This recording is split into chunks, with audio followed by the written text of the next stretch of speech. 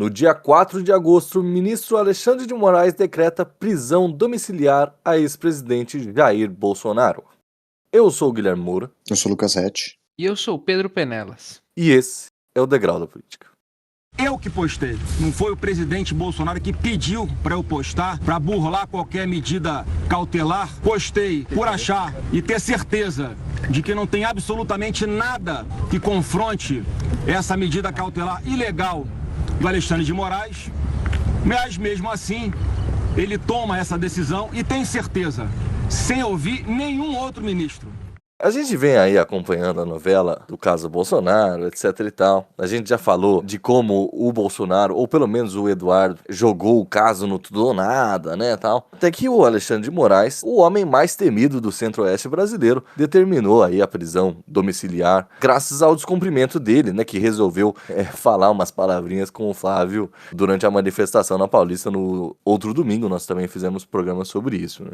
Eu fiquei com a impressão que meio que esgotou, talvez, seja para qual posição você tiver. Porque eu vi gente falando que, olha, juristas, né, entendidos do direito, falando, olha, o Alexandre de Moraes deu todas as chances e tentou ser seguro. Até que não teve jeito e uma prisão domiciliar acabou sendo decretada. Até outras pessoas que disseram não, o Alexandre de Moraes fez uma posição dura e meio desesperada, e prisão domiciliar nunca é preventivo. Mas fica naquela coisa de que, houve uma escalada, né? As 2 últimas semanas foram penosas, né, pro ministro. Eu fiquei com a impressão, e aí eu tava lendo hoje a matéria da Piauí que tava falando sobre o Tarcísio, como, enfim, essa mudança das tarifas mudou um pouco a percepção que muitos dos entusiastas da campanha dele para 2026 tinham. Então é uma matéria bem interessante. Mas uma das coisas que a matéria cita, e que acho que a gente vinha construindo argumentativamente aqui no programa, mas talvez ler textualmente, assim, me deu uma outra, obviamente que ler textualmente, né? Ler me deu uma outra percepção, que é o Bolsonaro muda depois do tarifaço ou das sanções do Trump ao Brasil. Ele fica com a impressão de que os Estados Unidos podem de fato reverter a inegibilidade dele. Pelo menos o que a matéria apura é que ele estava se conformando gradativamente de uma condenação e já estava entendendo qual era o melhor momento para declarar o apoio a uma candidatura que ele considerasse vantajosa, algo que a gente já tinha falado aqui em alguns programas, quando e quem apoiar visando um indulto, uma anistia, alguma coisa nessa ordem jurídica, caso um candidato apoiado por ele vença a eleição de 2026, mas que essa intervenção ativa dos Estados Unidos, e o Trump citando nominalmente como justificativa para as tarifas ao Brasil, mudou essa percepção do Bolsonaro em relação à própria condição eleitoral dele. E a gente sabe que ele é alguém que tem um projeto político bem pessoal em algum nível, assim, um projeto político bem pessoal e familiar. Então eu imagino que essa escalada de tensão, tanto do Alexandre de Moraes em relação às primeiras medidas cautelares e depois da decretação de prisão, sejam também um esforço do núcleo bolsonarista, e aí especialmente do Bolsonaro, de tentar esticar a corda no limite, para entender até quando o Departamento de Justiça, a Casa Branca estão dispostas a intervir nesse cenário, já que eles estão enxergando com mais otimismo essa participação americana na política interna brasileira. E é um otimismo, não é um otimismo ilusório que nem se tinha antes, né? Existe uma fala ali, embora a gente não saiba de onde vem a rede, né? Eu acho que eu até comentei num podcast que o contato do Bolsonaro com o Trump se dá por Mar-a-Lago, não pela Casa Branca, mas não deixa de ser uma esperança, né, em contar com isso. Eu acabei de ler que um conselheiro da própria Casa Branca agora, né, dizendo que os Estados Unidos só vai descansar enquanto Bolsonaro ser livre. Então, há de se reconhecer que existe essa esperança nele, né, e não é uma ilusão que tantas vezes ele construiu na cabeça dele. Essa, de fato, é um ponto que ele está acreditando, né? Talvez não só ele, porque as coisas elas vão se fundindo um pouco, né? Tudo bem, existe mesmo, a gente já falou dos papéis oficiais que o Trump expedita falando sobre o Bolsonaro, enfim, parece uma atuação forte por parte da Casa Branca, etc e tal. E aí eu continuo dividido, pensando se o Eduardo rompeu ou não com o Bolsonaro pai, ou em alguma medida ele tem talvez uma agenda própria e assim por diante. Porque quanto pior a situação, é uma coisa que se retroalimenta, né? Quanto pior a situação do Bolsonaro nesse sentido, mais a narrativa em cima da parada, tipo, nossa, olha aí, estão prendendo meu pai, a ditadura que vivemos, blá blá blá, cresce, né? Ganha força. Eu hesitei em concordar com você mesmo, Guilherme. Eu tava li a nossa falas, né? Eu falei, mas como assim o Eduardo Bolsonaro se fortalece, né? Eu parei pra pensar que é uma relação inversamente proporcional, né? Quanto mais eles se complicam com a justiça, mais fortalecidos eles ficam politicamente, né? Porque é o que eles querem também, né? Eles criam essa tensão e investem na narrativa do terceiro poder, né? Ditadura da toga. E vai se fortalecendo esse discurso num perfil de pessoas que nunca foi muito benquista pela população, né? Vamos ser... convenhamos, né? Se fala juiz, a primeira coisa que vem na cabeça de todo brasileiro é falar esse desgraçado. De futebol, né? Mas, claro, mas já associa, entendeu?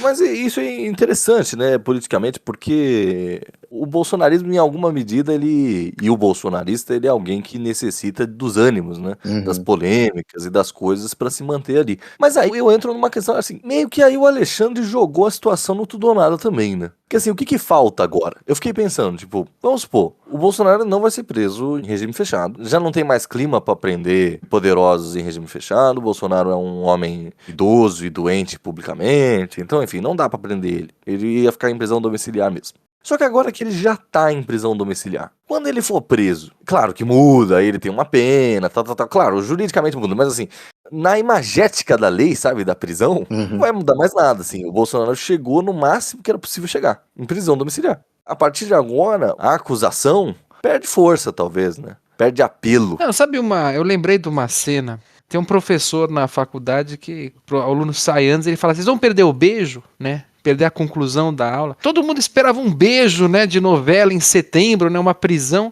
E é isso, né?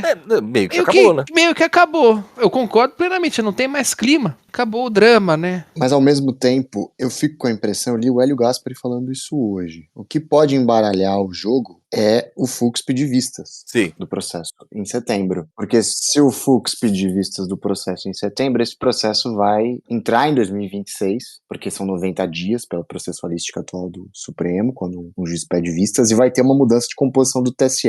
Não lembro se vai ser o André Mendonça ou o Cássio Nunes Marques que vão presidir o TSE no ano que vem. Então, eu imagino que o planejamento, se o Bolsonaro tem a esperança de reverter a inegibilidade dele pelos Estados Unidos, esse pedido de vistas do Fux é fundamental para ele chegar em 26, fortalecendo esse argumento de que uma condenação fundamentalmente política, de que não existe sustentação jurídica para condená-lo por crime de tentativa de golpe de Estado, que é o argumento que eles tentam o tempo inteiro emplacar, quer dizer, conversar, discutir não é suficiente para condenar, é o que eles falam o tempo inteiro. E que isso, estando num ano eleitoral, tem uma motivação política clara, porque se o Bolsonaro for candidato... As urnas que o julgam. As urnas que o julgam, que foi o que o Tarcísio disse no primeiro tweet dele, ou o Trump também, o Tarcísio, todos eles repetem esse argumento em relação ao julgamento das urnas, que o Bolsonaro merece ser julgado pelas urnas e não pelo judiciário. E aí outra coisa que eu fiquei pensando, e eu li na coluna do Celso Rocha de Barros, na Folha também, assim, é talvez a maior tentativa de obstrução da justiça de todos os tempos, né? Porque assim, você pediu ajuda para uma potência externa, para você não ser condenado, né? Assim, é proporcional ao Lula, em 2018, ter procurado a China e falado, olha,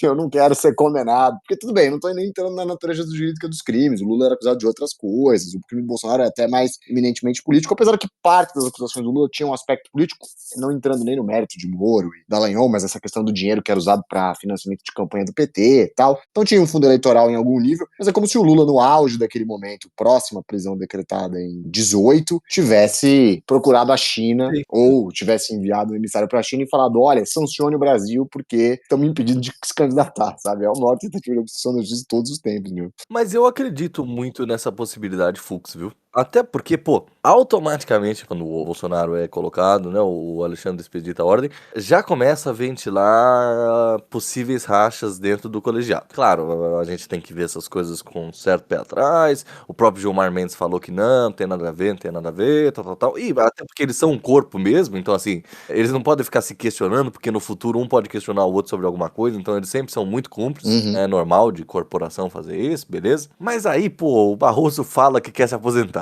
Saiu um negócio da Mônica Bergamo lá falando com fontes internas, que obviamente era o Fux. Quando a mídia fala alguma coisa, algum fundo de verdade tem, né, cara?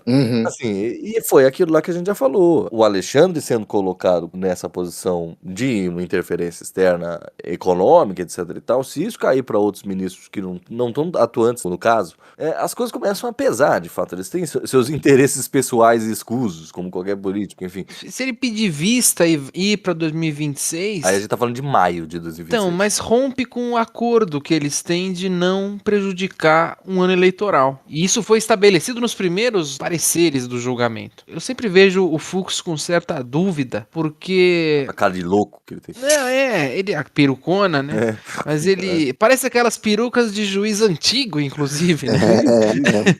Mas ele votou junto. Ele criticou, mas ele votou junto. Foi unânime a votação. Sim. E assim, eu acho que acreditam nele mais do que no Cássio Nunes Marques e no André Mendonça, inclusive. Então, exato, o bolsonarista nem fala desses caras. Então, os caras ficam... Mas tudo bem que eles não estão no meio Não do tão na julgamento da turma, primeira turma, Mas assim, se ouviu muito, né? Eu acho que essa decisão do Alexandre de Moraes foi a que mais dividiu opiniões entre a população. Inclusive, pessoas à esquerda que falaram, não sei se isso é o caminho, prendeu antes, né? Estão censurando um presidente, foi também o que falaram muito. Mas assim... O Alexandre sempre foi um cara de decisões extremas para situações extremas. Ele é um jurista duro, né? Ele é Sempre foi. Exato. Sempre foi, enquanto secretário da Segurança Pública, sempre foi a linha dura da justiça. Ele está rasgando a Constituição. Pelo contrário, a interpretação da Constituição hoje é dada por ele. Dado em cursos de direito, é dele. Ele é o que melhor interpreta a Constituição, o Código Penal é dele. Então, assim, é um cara que segue a risca. É isso, descumpriu, esteja preso. Então, assim, tem que ter uma noção de quem é Alexandre antes de ser ministro. Ele é louco pelo poder. Ele sempre teve uma noção de justiça e também sempre foi um cara que, aquilo que a gente brincava do Haddad, que sempre colocou os ideais à frente. O ideal de justiça dele sempre esteve à frente e acima de qualquer outra coisa. A PGR pediu, o Gonê mudou o parecer da PGR, mas originalmente a PGR tinha pedido prisão para o Bolsonaro no primeiro descumprimento da condição dele de réu, quando são colocadas medidas cautelares, tornozeleira e tal. E quem opta pela tornozeleira é o Alexandre. É o Alexandre, Foi bonzinho. Ele ainda, nesse sentido, estendeu aí uma possibilidade de escalada dessa questão. Ele tentou uma advertência, manter... Porque o Guilherme fala isso no programa que a gente fez sobre o julgamento, e aí você vê um pouco as entrevistas do Bolsonaro depois do tarifaço do Trump, as poucas que ele concedeu. É um Bolsonaro bem mudado, assim. Eu acho que no momento que ele se torna réu, e ele tá diante do Alexandre de Moraes, ele mantém uma postura bem institucional, brincando. Ele parecia ali, de certa maneira, resignado com o fato de que ele seria julgado, condenado, e ali era uma tentativa até de manter uma boa relação para uma prisão domiciliar, que a gente já tinha até advogado em relação a essa prerrogativa Collor. Eu acho que nesse momento, vendo a possibilidade de uma alteração, mesmo que ela seja fantasiosa, mesmo que ela não vá se confirmar com a alternativa Fux ou qualquer outra transformação dentro do STF, o Bolsonaro já parece muito mais na ofensiva, né? Ali ele pode ter um Bolsonaro muito mais na defensiva, do tipo, resignado e conformado com a própria condenação e tentando ampliar os canais de contato e de participação até para tentar melhorar a própria situação em relação à corte, se mostrar alguém disposto a cumprir. Depois, ele já começa a operar flagrantemente para descumprir as decisões judiciais. É uma escolha política que ele faz, em algum nível, de ser preso nesse momento. Ele já está precificando essa prisão com a potencial reação que os Estados Unidos vai ter. E eu acho que é isso que ele aguarda ansiosamente. Qual vai ser o próximo passo do governo Trump, se ele vai continuar escalando essa tensão em defesa do Bolsonaro ou não, a gente vai saber pelo tempo que o Trump faz as coisas nos próximos dias. E entra com aquela possível estratégia do Eduardo, né, de continuar fomentando sanções para todos os ministros. Sim. E aí, explodindo notícia, tá ficando quase um tititi do judiciário, né? Diz que os ministros estão apavorados com a Magnitsky. Acho que realmente o Barroso quer ir para Nova York mesmo e dane-se. Não gosta de Paris, né? Ele mentiu. Ele só citou Casablanca, mas ele não gosta de Paris, né? Ele falou que ainda teremos Paris, mas não prefere Nova Nova York. Inclusive, eu preciso fazer uma errata aqui, que programas atrás aí, eu falei que o Fux era faixa preta em Karatê. E não é não, é em Jiu-Jitsu. Ok. O Haddad é no Karatê. Tá bom. Eu, inclusive, podia ter sem perder a amizade. 5 minutinhos de porrada? 5 minutinhos de porrada, assim, todo mundo. Especial, um grande churrasco. degrau da política 100, né? Inclusive, a gente, cede lugar, inclusive.